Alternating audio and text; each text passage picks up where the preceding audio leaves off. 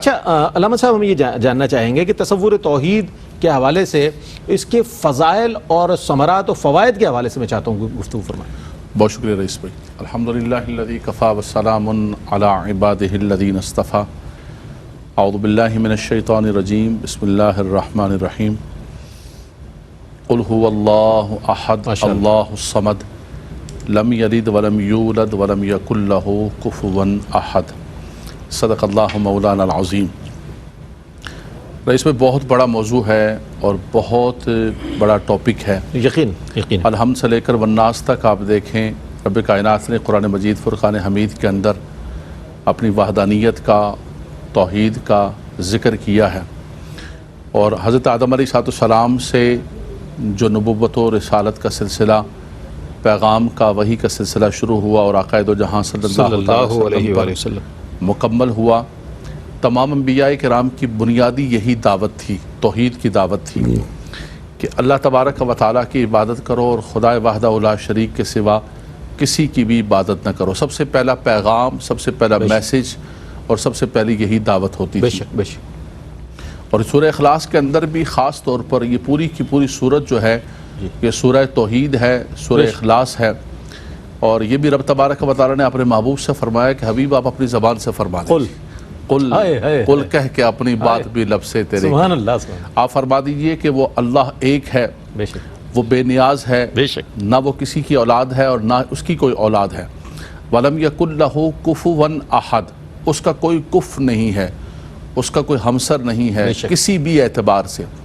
وہ اپنی ذات میں، اپنی صفات میں، ہر چیز کے اندر یکتا ہے، اور یہ اتنا بنیادی عقیدہ ہے رئیس بھائی ہمارا کہ جس کے بغیر کوئی بھی چیز آگے چل سکتی ہی نہیں ہے، ممکن ہی نہیں ہے۔ یہ عبادات، یہ نمازیں، یہ حج، یہ روزے، یہ ساری کی ساری چیزیں، سب کی چیزیں بات کی ہیں۔ سب سے پہلے جو ہے کہ لا الہ الا اللہ، کوئی الہ نہیں ہے، کوئی معبود نہیں ہے اللہ تبارک و تعالیٰ کے سوا، اور نبی کریم صلی اللہ علیہ وسلم جو ہے اللہ تبارک و تعالیٰ کے رسول ہیں۔ تو کلمے کی بنیاد کا، اس کا پہلا جز بھی یہی ہے کہ انسان تمام معبودان باطلہ کا انکار کر کے خدا وحدہ لا شریک کو مانے۔ لو کان فیہما آلہۃ الا اللہ لفسدتا، اگر ایک سے زائد خدا ہوتے تو فرمایا فساد واقع ہو جاتا۔ وَإِلَٰهُكُمْ إِلَٰهٌ وَاحِدٌ، فرمایا کہ وہ خدا وحدہ لا شریک ہے۔ تمام انبیاء کرام کا بھی ذکر کر کے رب تبارک و تعالیٰ نے یہی فرمایا کہ سب نبیوں کو بھی ہم نے یہی وحی کی، اور اے حبیب ہم آپ کو بھی یہی وحی فرما رہے ہیں۔ تو توحید سب سے بنیادی چیز ہے۔ اننی انا اللہ لا الہ الا انا فاعبدنی، اللہ اکبر، فرمایا کہ میں خدا وحدہ لا شریک ہوں، میں الہ ہوں۔ اور یہ وہ مبارک آیت کریمہ ہے سورہ طٰہٰ کی جو سیدنا عمر فاروق رضی اللہ تعالیٰ نے پڑھی، اور پڑھ کر جو ہے آقا دو جہاں صلی اللہ علیہ وسلم کی بارگاہ کے اندر سبحان اللہ، سبحان اللہ، اللہ۔ توحید کے فوائد کا آپ نے خاص طور پر ذکر کیا۔ دیکھیں توحید کا فائدہ ایک تو سب سے بڑا یہ ہے کہ جب بندہ اللہ تبارک و تعالیٰ کی وحدانیت کو مانتا ہے دل و جان کے ساتھ، اور اس کا یقین ہوتا ہے، تو اس کی زندگی کے اندر ایک غیرت و حمیت پیدا ہوتی ہے، اس کی زندگی کے اندر ایک توکل پیدا ہوتا ہے، اس کی زندگی کے اندر جو ہے وہ ایک خودی پیدا ہوتی ہے کہ میں کسی کے سامنے سجدہ ریز نہیں ہوں گا، میں کسی کے سامنے نہیں جھکوں گا، بلکہ میں جو کچھ مانگوں گا، جو کچھ عرض کروں گا اپنے مالک و مولا سے مانگوں۔ بے شک، بے شک۔ تو انسان کے عمل کے اندر، انسان کے کردار کے اندر جو ہے ایک خودی پیدا ہوتی ہے، استقامت پیدا ہوتی ہے۔ ان الذین قالوا ربنا اللہ ثم استقاموا تتنزل علیہم الملائکہ، فرمایا یہ تبھی ہوتا ہے کہ جب انسان اپنے مالک و مولا کو وحدہ لا شریک دل و جان سے مانتا ہے۔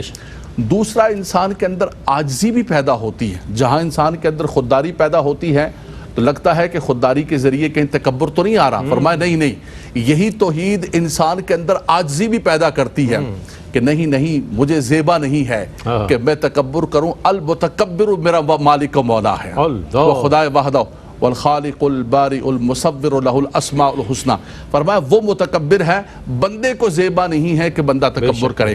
تو اس کی ذات کے اندر عاجزی بھی آتی ہے، اور اس کی ذات کے اندر خودی بھی پیدا ہوتی ہے۔ کیا بات۔ دوسرا، جتنا زیادہ عقیدہ توحید انسان کا مستحکم ہوتا ہے کہ انسان ہر چیز کو اللہ تبارک و تعالیٰ کی طرف منسوب کرتا ہے کہ خیر و شر کا مالک اللہ تبارک و تعالیٰ ہے، وہ جس کو چاہتا ہے خیر عطا فرماتا ہے، جس کو چاہتا ہے وسیع روزی دیتا ہے، جس کے لیے چاہتا ہے تنگ کر دیتا ہے. تو فرمایا کہ انسان کے اندر توکل پیدا ہوتا ہے. توکل پیدا ہوتا ہے. انسان کے اندر توکل پیدا ہوتا ہے اس کی عملی زندگی کے اندر. اس کو پھر کوئی یہ جتنے ہمارے بزرگان دین ہیں، خواجہ خواجگان، خواجہ غریب نواز، حضور داتا پیران پیر، آپ دیکھیں کہ یہ توحید کے اس منصب پر فائز تھے کہ کسی چیز کا کھونا یا کسی چیز کا ملنا ان کے نزدیک کچھ بھی نہیں ہوتا. بے شک. اس لیے کہ اتنے مضبوط قسم کے موحد تھے یہ لوگ. ان کو پتا تھا کہ جو کچھ دینے والی ذات ہے اللہ، پورے کے پورے جو ہے جہاز ڈوب گئے سامان کے، کہا کوئی پرواہ نہیں، دینے والی ذات وہ ہے، لینے والی ذات وہ ہے. تو انسان کے اندر جتنا عقیدہ توحید اس کا مضبوط ہوگا، اس کی زندگی کے اندر توکل پیدا ہوگا. تیسرا عقیدہ توحید کا فائدہ یہ ہوتا ہے کہ انسان عمل کے اندر مضبوط ہوتا ہے، کیونکہ وہ خدا وحدہ لا شریک کو مانتا ہے، اس کی وحدانیت کو مانتا ہے، اور اس کو یہ پتا ہوتا ہے کہ مجھے اللہ کی بارگاہ کے اندر جا کر حساب کتاب دینا ہے، کھڑے ہونا ہے. تو وہ عملی اعتبار سے کمزور نہیں ہوتا ہے. جتنے بھی گنتے جائیں فوائد توحید کے اور وحدانیت کے اور واحد کے، اللہ اکبر، اس کی کبھی نہیں. اور ایک میں جملہ کہوں گا، آپ قرآن پاک فرقان حمید کو دیکھیں، الحمد سے لے کر والناس تک جو ہے، خاص طور پہ جو مکی صورتیں ان کے اندر بار بار شرک کا رد کیا گیا ہے، توحید کے بارے میں ذکر کیا گیا ہے. لیکن سورہ فاتحہ ساری کی ساری آپ دیکھیں کہ اللہ تبارک و تعالیٰ کی وحدانیت کی طرف لے کے الحمدللہ رب العالمین، تمام تعریفیں اس رب کے لیے جو رب العالمین ہے، سب کا پالنے والا ہے. یہ بھی دیکھیں اس کے اندر بھی توحید ہے کہ کسی کی ذاتی تعریف نہیں ہے. تعریف اگر ذاتی ہے، وصف اگر ذاتی ہے، ابدی ہے، تو وہ مالک و مولا کا ہے. فرمایا کہ وہ رحمان ہے، وہ رحیم ہے، مالک یوم الدین ہے، روز جزا کا مالک اس دن. لمن الملک الیوم، آج کس کی بادشاہ؟ کسی کی بادشاہت نہیں، مالک یوم الدین ہے. پھر انسان اللہ کی بارگاہ میں التجا کرتا ہے کہ ایاک نعبد و ایاک نستعین، خدایا تیرے سوا کوئی مدد نہیں، کوئی بھی مدد نہیں کر سکتا.